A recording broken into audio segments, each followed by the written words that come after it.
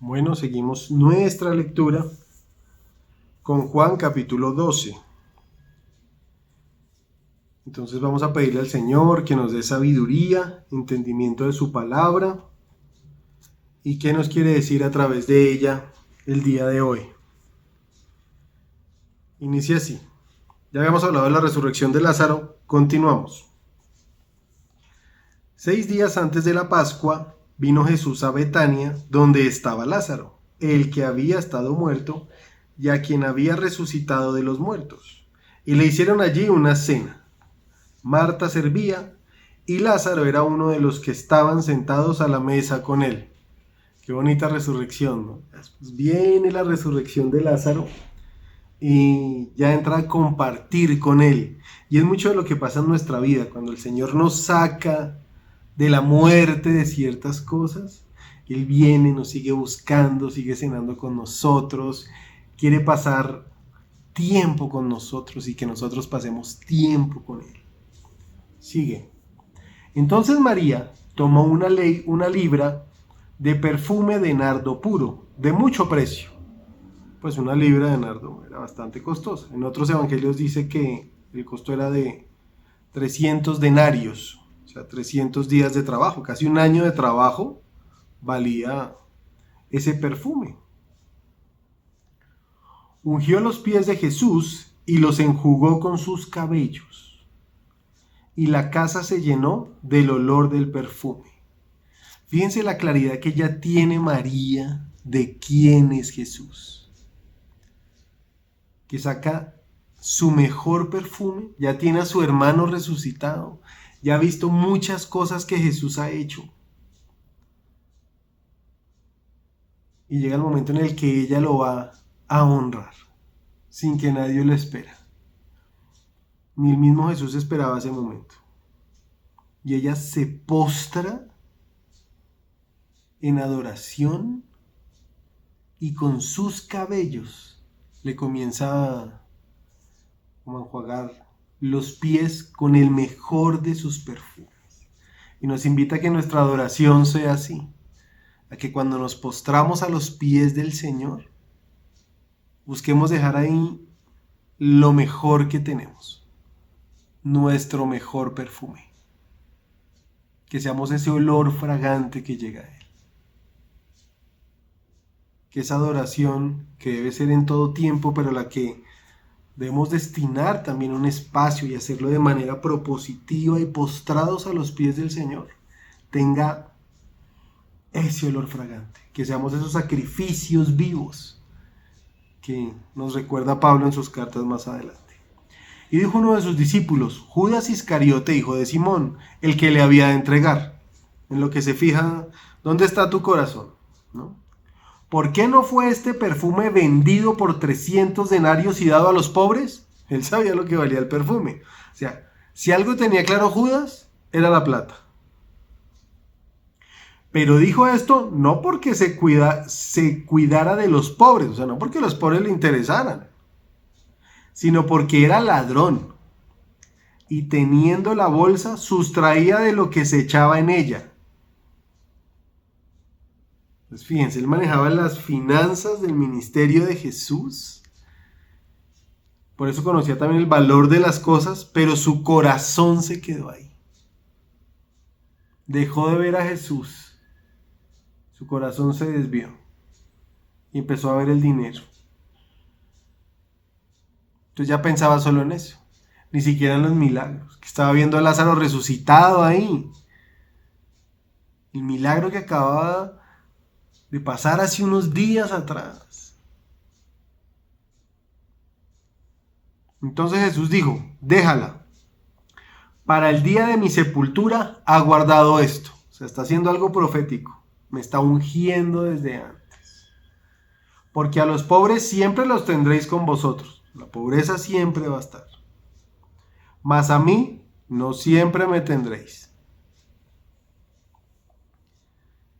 Gran multitud de los judíos supieron entonces que él estaba allí y vinieron no solamente por causa de Jesús, sino también para ver a Lázaro, a quien había resucitado de los muertos. Todo el mundo sabía que a Lázaro lo había resucitado. No había duda de ese milagro. Habían pasado 4 días de Lázaro en la tumba.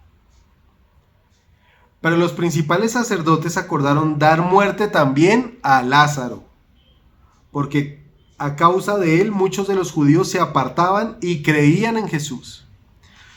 Entonces aquí ya los sacerdotes estaban como, miren, no es solamente el que hizo el milagro, sino nos toca acabar con su milagro, con las pruebas, con todo lo que ha hecho. Y es mucho de lo que ha sucedido a través de la historia. Tenemos que desvirtuar a Jesús y lo que Jesús hizo. Tenemos que desvirtuar la resurrección. Tenemos que desvirtuar el nacimiento virginal de Jesús. Tenemos que desvirtuar que existió. Hasta allá se llega. Y decir que los documentos son falsos. Entonces, desvirtuar a Jesús. Y también lo que él hizo, no, eso es una fábula, es una historia, eso es pura fantasía. Se lo inventan quienes necesitan de Dios, que es una creación de la mente y no sé qué cosas. Así se desvirtúa toda la creencia. Incluso pastores que desvirtúan la Biblia y la veracidad de la Biblia. Que no, que la creación no es como dice la palabra, sino de otras tantas formas que se han inventado para explicarla. Y así buscan desvirtuar las Escrituras, a Dios Padre, a Jesucristo y también la obra de ellos. Y en este caso era lo que estaban haciendo los sacerdotes. Entonces matar a Lázaro, más o menos cualquier película de capos se queda corta, es que parezca un accidente, mejor dicho. El siguiente día, grandes multitudes que habían venido a la fiesta, al oír que Jesús venía a Jerusalén, tomaron ramas de palmera y salieron a recibirle y clamaban: Hosana, bendito el que viene en el nombre del Señor, el Rey de Israel. O sea, no tenían duda y por eso estaban creyendo en él y todo lo que él hacía. Y halló Jesús un asnillo y montó sobre él, como está escrito: no temas, hija de Sión. He aquí tu rey viene, montado sobre un pollino de asna. O sea, además estaba cumpliendo una profecía. Estas cosas no las entendieron sus discípulos al principio, pero cuando Jesús fue glorificado, entonces se acordaron de que estas cosas estaban escritas acerca de él y de que se las había hecho.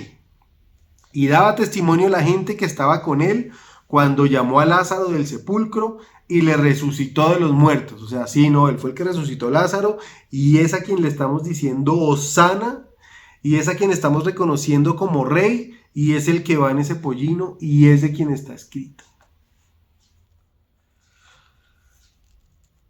Por lo cual también había venido la gente a recibirle, porque había oído que él había hecho esta señal. Pero los fariseos dijeron entre sí: ya veis que no conseguís nada, mirad, el mundo se va tras él.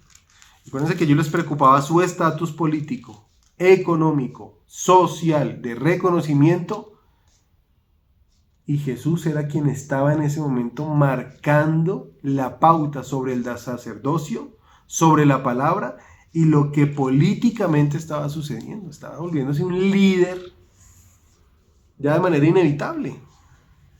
Había ciertos griegos entre los que habían subido a adorar en la fiesta. Mire, hasta griegos ya llegaban. Estos pues se acercaron a Felipe, que era de Betsaida, de Galilea, y le rogaron diciendo: Señor, quisiéramos ver a Jesús. Felipe fue y se lo dijo a Andrés. Entonces Andrés y Felipe se lo dijeron a Jesús. Jesús le respondió diciendo: ha llegado la hora para que el Hijo del Hombre sea glorificado. De cierto os digo, que si el grano de trigo no cae en la tierra y muere, queda solo, pero si muere, lleva mucho fruto. El que ama su vida la perderá, y el que la aborrece en este mundo para vida eterna la guardará. Si alguno me sirve, sígame, y donde yo estuviere, allí también estará mi servidor. Si alguno me sirviere, mi Padre le honrará. Entonces ya está hablando de muerte, pero además de continuar un servicio en pos de Jesús. Y eso tendrá honra de parte del Padre para quien esté dispuesto a servir a Jesús en esas condiciones. Pero está hablando de qué es necesario: la muerte. Ahora está turbada mi alma. ¿Y qué diré? Padre, sálvame de esta hora, mas para esto he llegado a esta hora. O sea, para esto vine. Padre, glorifica tu nombre. Por eso la gloria tiene que ser para el Padre, que es un ejemplo que nos da Jesús. No se le puede dar gloria a nada más. No podemos inclinarnos a nada más, porque eso es dar honra y dar gloria. Solamente al Señor, solamente a Jesús. Entonces viene una voz del cielo: lo he glorificado y lo glorificaré otra vez. O sea, Dios ratificando la obra en Jesús y a Jesús.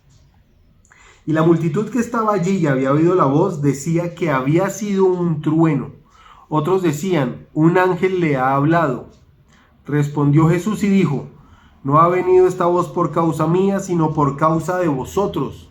O sea, no vino por mí, por ustedes, para que crean en lo que yo soy y en lo que he venido a hacer. Ahora es el juicio de este mundo. Esto ya trae juicio. Ahora el príncipe de este mundo será echado fuera. Y yo, si fuere levantado de la tierra, a todos traeré a mí mismo. Y decía esto dando a entender de qué muerte iba a morir. Le respondió la gente: nosotros hemos oído de la ley, que el Cristo permanece para siempre. ¿Cómo pues dices tú que es necesario que el Hijo del Hombre sea levantado? ¿Quién es este Hijo del Hombre? Entonces Jesús les dijo: aún por un poco está la luz entre vosotros. Está hablando de él. Andad entre tanto que tenéis luz, para que no os sorprendan las tinieblas, porque el que anda en tinieblas no sabe a dónde va. Entre tanto que tenéis la luz, creed en la luz, para que seáis hijos de luz. Fíjense todas las funciones de Jesús cuando se presenta ahora como la luz.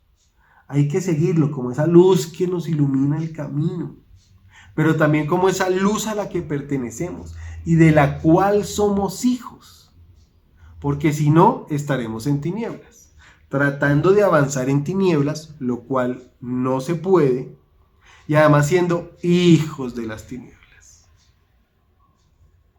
Así que a ser hijos de luz, siguiendo a Jesús. Estas cosas habló Jesús y se fue y se ocultó de ellos. Pero a pesar de que había hecho tantas señales delante de ellos, no creían en él. Para que se cumpliese la palabra del profeta Isaías, que dijo: Señor, ¿quién ha creído a nuestro anuncio? ¿A quién se ha revelado el brazo del Señor? Por esto no podían creer, porque también dijo Isaías: cegó los ojos de ellos y endureció su corazón, para que no vean con los ojos y entiendan con el corazón y se conviertan y yo los sane. Isaías dijo esto cuando vio su gloria y habló acerca de él. Con todo eso, aún de los gobernantes muchos creyeron en él, pero a causa de los fariseos no lo confesaban, para no ser expulsados de la sinagoga. O sea, fíjense el poder político de los fariseos. Y un corazón endurecido. Y estaban ciegos. Andaban en tinieblas. No podían ver la luz. Porque amaban más la gloria de los hombres que la gloria de Dios. Jesús clamó y dijo: el que cree en mí, no cree en mí, sino en el que me envió. Y el que me ve, ve al que me envió. Yo, la luz, he venido al mundo, para que todo aquel que cree en mí no permanezca en tinieblas. Lo que hemos dicho. Al que oye mis palabras y no las guarda, yo no le juzgo, porque no he venido a juzgar al mundo, sino a salvar al mundo. El que me rechaza y no recibe mis palabras, tiene quien le juzgue. La palabra que he hablado, ella le juzgará en el día postrero. O sea, ustedes que escucharon lo que he dicho y no creyeron, serán juzgados por eso que he dicho y no me creen. Y habrá quien los juzgue por eso. Porque yo no he hablado por mi propia cuenta. El Padre que me envió, Él me dio mandamiento de lo que he de decir y de lo que he de hablar. O sea, es una palabra que viene directamente del Padre, a través de Jesús, y no la quieren creer, por eso serán juzgados. O seremos. Y sé que su mandamiento es vida eterna. Así pues, lo que yo hablo, lo hablo como el Padre me lo ha dicho. Y ahí se termina nuestro capítulo 12. Increíble. Gracias, Señor, por tu palabra, por lo que nos muestras a través de todos estos versículos, desde la resurrección de Lázaro, el compartir con él, como esa entrada triunfal y el reconocimiento a ti como Rey, como Hosana al Señor, con esa reverencia, buscando darte gloria. Señor, que en todo, en la adoración, busquemos darte gloria, que tratemos de ser ese perfume agradable a ti, que busquemos postrarnos a tus pies, que la adoración sea solo para ti como lo dices acá, que te sirvamos y que sirvamos en tu nombre, que hacemos un servicio pero no es en tu nombre, en ningún momento te mencionamos y de alguna manera lo consagramos a ti. Pues tampoco habrá esa honra que viene del Padre. Por eso, Señor, danos la fortaleza. Ábrenos los ojos. Ablanda nuestro corazón hacia ti y haznos sensibles a tu palabra y a lo que quieres en nuestra vida. Te pido por todos los que necesitan sanidad, que es en tu nombre, porque por eso moriste en la cruz y te llevaste todas las enfermedades. Te lo pedimos, Señor, en el nombre de Jesús. Amén. Y hemos orado en el nombre de Jesús. Amén. Dios los bendiga.